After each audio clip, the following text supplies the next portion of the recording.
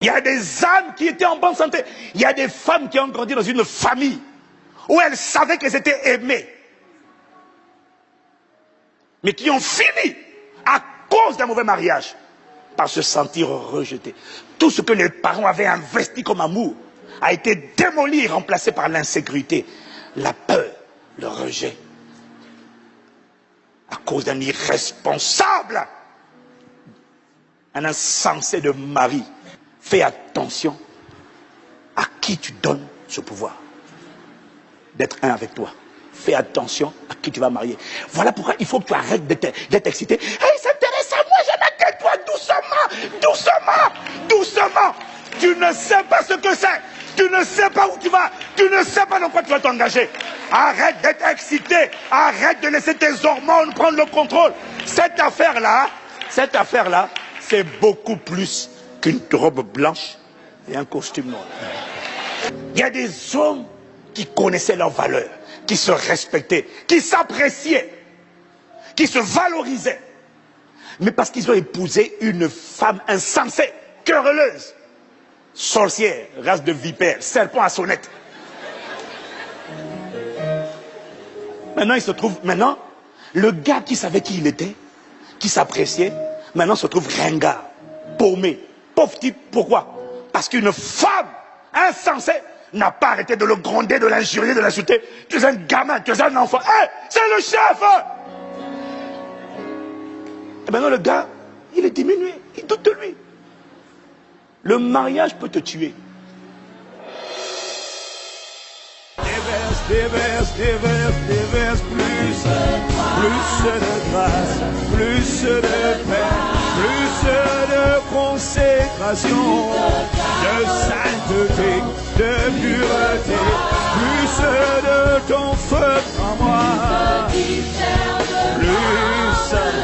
et de ta volonté. Dieu jugera les débauchés, les adultères. Dieu jugera les personnes qui n'honorent pas le mariage. Pas les mariés, le mariage. Les personnes qui attaquent l'institution, Dieu les jugera. Donc, celui qui n'a aucun respect pour une institution, n'a aucun respect pour celui qui a institué l'institution. Si tu me suis, tu dis Amen. Non, il faut qu'on soit clair là-dessus. Celui qui n'a aucun respect pour l'institution appelée le mariage, n'a aucun respect pour Dieu qui a institué le mariage. Tu peux pas dire, moi je crains Dieu et ne pas respecter le mariage. C'est faux, tu te séduis toi-même. Alors maman, pardon. Arrête de dire, non mais pasteur, il craint le Seigneur, il aime le Seigneur. Comédien, il aime quel Seigneur? Je sais qu'il aime Dieu s'il garde et met en pratique les commandements, les lois de Dieu qui régissent le fonctionnement du mariage. Arrête de me dire, non mais il craint Dieu, elle craint Dieu. On ne craint pas Dieu parce qu'on sert à l'église. On craint Dieu parce qu'on met la parole en pratique. C'est la preuve de la révérence et c'est la preuve de l'amour de Dieu. Ne t'engage pas avec une personne qui ne respecte pas les lois du mariage. Parce que si elle ne respecte pas les lois du mariage, elle ne respecte pas celui qui a institué le mariage. Et je te fais une promesse. Si quelqu'un ne respecte pas Dieu, il ne te respectera pas. Donc, quand le gars ou l'assistant te dit couchons avant le mariage, elle est en train de te dire que je n'ai aucun respect pour les lois qui régissent le fonctionnement du mariage. Et toi, naïf, mais d'une naïveté que même les enfants de 6 ans n'ont pas. Quelqu'un te dit couchons. Ça veut dire qu'il n'a aucun respect pour la loi de la sainteté exigée dans le mariage. Parce que tant qu'on n'est pas marié, on ne touche pas, on ne caresse pas, arrière, bas les pattes, bas les mains.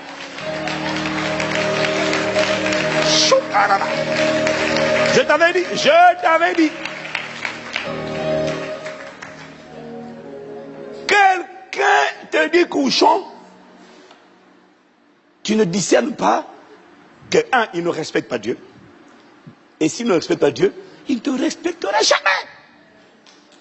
Mais toi, il te dit couchons et tu dis, je vais quand même l'épouser. Avec moi, ça va aller. Waouh! Tu sais ce qui se passe? Et la plupart du temps, qui pensent sur ça, ce sont les femmes. Piégées par ton instinct maternel. Parce que la femme a une grâce extraordinaire. Elle a un sixième sens. Le sixième sens de la femme lui permet de détecter un intubeur. Une femme qui a été trompée sait qu'elle a été trompée. C'est pas vrai? Elle le sait. Sans même que le gars dise, elle sait. Parce qu'elle a le sixième sens. Le sixième sens là, c'est pour détecter. La plupart des femmes détectent les faux types. Mais, même quand elle a détecté, Kaya Marasaya, Yetolo Masha. Regarde, regarde. Le Saint-Esprit m'a montré.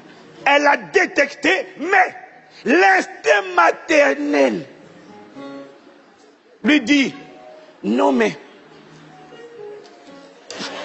je vais l'aider à changer. Sa propre maman n'a pas réussi à l'empêcher d'être devenu ce qu'il est devenu. Ça c'est un. Le Saint-Esprit n'a pas réussi encore à le changer. Mais toi, tu as la naïveté de croire que toi, tu vas le changer. Waouh! Oh, Kaya Marabouche. Naïveté. Le gars est broke. Ton sixième sens te le dit. Mais ton instinct maternel t'empêche de suivre ton sixième sens. Et tu te dis non, il est broke. Mais il y a peut-être quelque chose de bon qu'on peut faire sortir. Sa maman n'a pas réussi jusqu'à aujourd'hui. Le Saint-Esprit n'a pas réussi. Alors le Saint-Esprit m'a dit donc, sa maman n'a pas réussi. Dieu le Saint-Esprit n'y est pas encore arrivé. C'est un processus. Mais toi tu es sûr que toi tu feras mieux que sa mère et le Saint-Esprit assemblés. Waouh, non, j'acclame pour toi. J'acclame. Non, non, moi. Je suis émerveillé.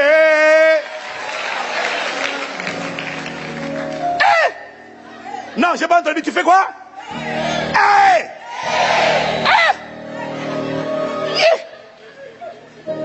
Piégé par l'instinct maternel. Waouh.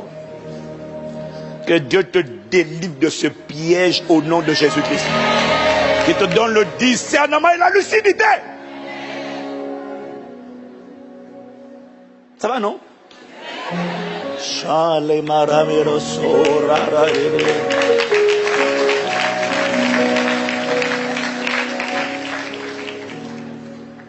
Le gars ou la femme, la sista, la go, a décidé de ne pas respecter. Et toi tu dis, on peut quand même vivre ensemble. Avec moi ça va aller. Waouh. Quelle naïveté. Ne pas honorer le mariage, c'est une institution, c'est ne pas honorer Dieu. Ne pas honorer Dieu, c'est saboter ta communion avec le Saint-Esprit. Tu ne seras jamais en communion avec une personne que tu méprises et que tu n'honores pas. Et saboter ta communion avec le Saint-Esprit, c'est bloquer ta vie de prière. C'est toi qui vas la bloquer. Est-ce que quelqu'un me suit? Dis à ton voisin, il faut honorer le mariage. Marié ou pas marié, dis-lui, il faut honorer le mariage. 1 Corinthiens 6, verset 16 dit ceci. Ne savez-vous pas que celui qui s'attache à la prostituée est avec un seul corps? Un seul corps. Rassure-toi, quand tu vois prostituée, ne pense pas à Pigalle. Non, parce que quand tu vois ici prostituée, tu te dis, ah non, mais il est en train de parler de la femme qu'on va chercher dans les bois. Non, non, non, pas dans le bois de Vincennes. Non, non, non, non. Ici, il est en train de parler de la femme qui n'est pas ta femme. C'est la femme étrangère. Ce n'est pas la tienne. C'est une femme étrangère. Elle n'a rien à faire dans ta vie. Waouh. Bon, si tu me suis, je te suis. Ne savez-vous pas que celui qui s'attache à la prostituée est avec elle un seul corps, du mot grec soma.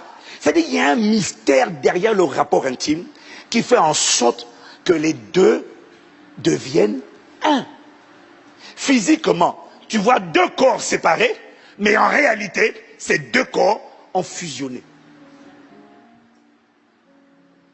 Ils sont devenus une seule chair. Mais ce qui est intéressant dans ce texte, c'est qu'il dit, il est avec elle un seul corps, car il est dit que les deux deviendront une seule chair. Mais dans tous les cas, les deux sont devenus un. Ça veut dire quoi? Ça veut dire que en m'unissant à toi, ça veut dire que en devenant une seule chair avec toi, ça veut dire que je me suis rendu vulnérable. J'ai ouvert une brèche. En m'unissant à toi par le rapport intime, j'ai ouvert une partie de moi. Tu es rentré en moi. Je suis rentré en toi. Nous sommes désormais liés. Je t'ai donné une partie de moi. Je t'ai donné une partie de ma force. Et c'est ce que dit Proverbe chapitre 5 au verset 9, lorsqu'il dit que il explique par le rapport intime, tu donnes ta vigueur, tu donnes ta force, tu donnes ton énergie, tu donnes quelque chose qui est à toi. Par le rapport intime, je t'ai donné une partie de moi. Si tu me suis dit, je te suis. Et en fait, je t'ai donné ma force. Autrement dit, je t'ai donné également un pouvoir sur moi. Vous allez remarquer une chose. Lorsque tu as un rapport intime, donc sexuel, avec une personne, donc, il y a une alliance qui se crée. Tout ce que va faire ou va dire la personne avec laquelle tu as un rapport va déteindre sur toi. Dès qu'il y a un rapport, si elle t'injurie, le monde t'injurie, tu n'en as rien à faire. Mais quand cette personne t'injurie, quelque chose en toi casse. Quand elle t'encense, quelque chose en toi monte. Tu n'es pas indifférent. C'est la puissance de l'alliance. Quand tu as un rapport avec quelqu'un, si c'est récent, tout ce que va dire, va faire cette personne. C'est pour ça que parfois, tu ne comprends pas. Et même toi et moi, on ne comprend pas.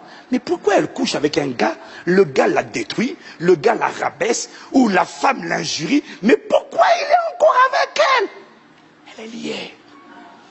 Ce que la personne dit l'affaiblit. Même quand toi tu parles, même quand Dieu parle, Dieu la fortifie. Mais son conjoint peut vider d'elle ce que Dieu a mis en elle.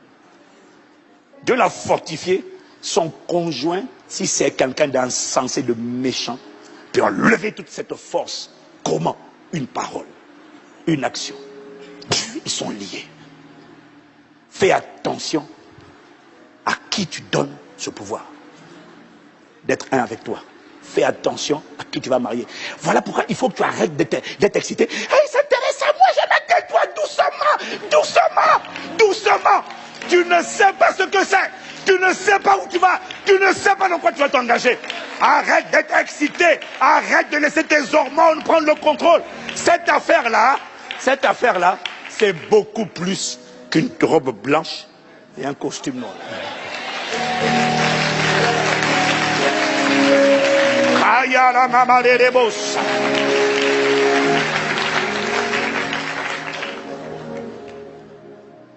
Fais attention à qui tu donnes un tel pouvoir. Le Saint-Esprit te remplit, ton conjoint peut te vider. Alors arrête d'être excité. Ah, il s'intéresse à moi. Tais-toi. Shut up. Non, je ne plaisante pas. Parce que ce que je reçois du Saint-Esprit m'interpelle. J'en ai assez de ces gamins immatures, incapables de respecter l'institution et qui viennent fatiguer les gens un samedi ou un vendredi pour dire « Oh, mariez-moi ». Comédienne. Il y a des âmes qui étaient en bonne santé. Il y a des femmes qui ont grandi dans une famille où elles savaient qu'elles étaient aimées.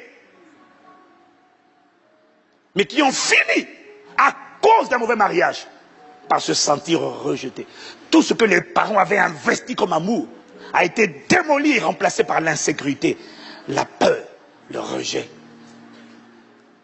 À cause d'un irresponsable, un insensé de mari. Tu es censé la nourrir d'estime. Tu es censé l'aimer. Tu es censé... Excuse-moi, ce que je te dis là, les 5 langages de l'amour ne te le disent pas. Arrête de lire ces livres qui ne t'apprennent rien, des livres mondains. Écoute ce que dit la parole. Je te dis ça parce que j'ai lu ce livre. Je n'ai pas vu un verset biblique.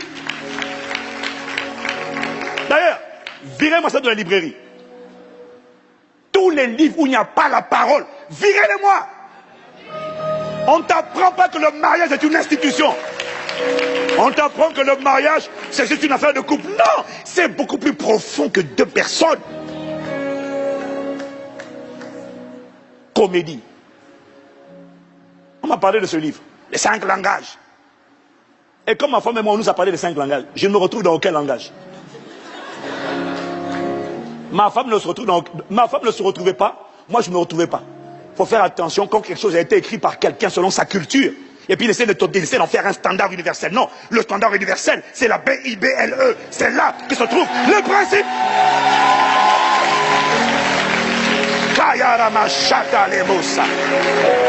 Quelqu'un me dit amen. Brûlez-moi ces livres. Ils ne t'apprennent rien de bon. Quelqu'un peut te toucher. C'est pas parce qu'on te touche. Ah ouais, mais les manifestations de l'amour, kinesthésiques, faut toucher, toucher. Moi, dans ma culture, on ne touche pas. C'est pas pour autant qu'on ne s'aime pas. Hein? Faut faire des cadeaux. Moi, je ne fais pas beaucoup de cadeaux à ma femme parce que je ne sais pas si elle va aimer. Parce que les femmes sont compliquées à satisfaire.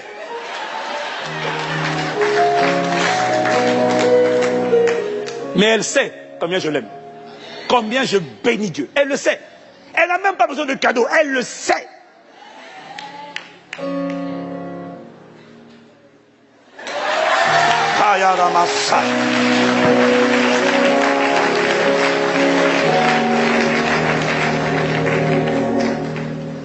Il y a des hommes qui connaissaient leurs valeurs, qui se respectaient, qui s'appréciaient, qui se valorisaient. Mais parce qu'ils ont épousé une femme insensée, querelleuse, sorcière, race de vipère, serpent à sonnette.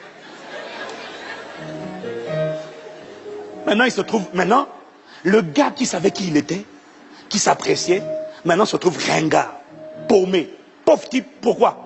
Parce qu'une femme insensée n'a pas arrêté de le gronder, de l'injurier, de l'insulter. Tu es un gamin, tu es un enfant. Hey, c'est le chef! Et maintenant le gars, il est diminué, il doute de lui. Le mariage peut te tuer. Voyez-vous, à Dakar, ma femme a animé un moment d'enseignement avec les femmes. Et les femmes lui ont posé la question. Et puis comme elle n'a pas voulu répondre, elle a dit de me poser la question. Et les femmes m'ont dit, mais vous rendez toujours grâce à Dieu pour votre femme. Je dis, ah ça, elle est sur classe toute. Je dis, mais pourquoi vous rendez grâce à Dieu? Parce que je leur ai dit une chose, vous savez, ce n'est pas un compliment, ce n'est pas une flatterie, c'est une réalité. C'est que ma femme m'a simplifié la vie. J'ai vu beaucoup de gens qui ont été appelés, qui ont raté leur appel à cause de... parce qu'ils ont épousé la mauvaise personne. C'est vrai pour des femmes, c'est vrai pour des hommes. Moi, ma femme m'a simplifié la vie. Alors, il y a une femme de pasteur avec qui j'étais d'accord avec toutes les femmes qui m'a dit, mais pasteur, pourquoi vous dites que votre femme vous a simplifié la vie? Mon gars, tu n'as pas idée. Quand tu as épousé la bonne personne, ta vie devient plus simple. Tu sais, je ne pourrais pas opérer dans la dimension où j'opère. On ne pourrait pas ensemble aller là où on va si ma femme n'avait pas simplifié la vie. Si elle m'avait fatigué et combattu, je me serais retrouvé fatigué et épuisé. Et quand quelqu'un est épuisé, il n'a pas la capacité d'opérer. Waouh! Ce n'est pas un jeu. Ce n'est pas une comédie. Tu n'es pas marié? Réfléchis bien. Prends conseil. Tu es marié? Mets-toi au garde à vous devant l'institution. Sinon quoi? Sinon Dieu va te juger. Sinon Dieu va te juger sévèrement.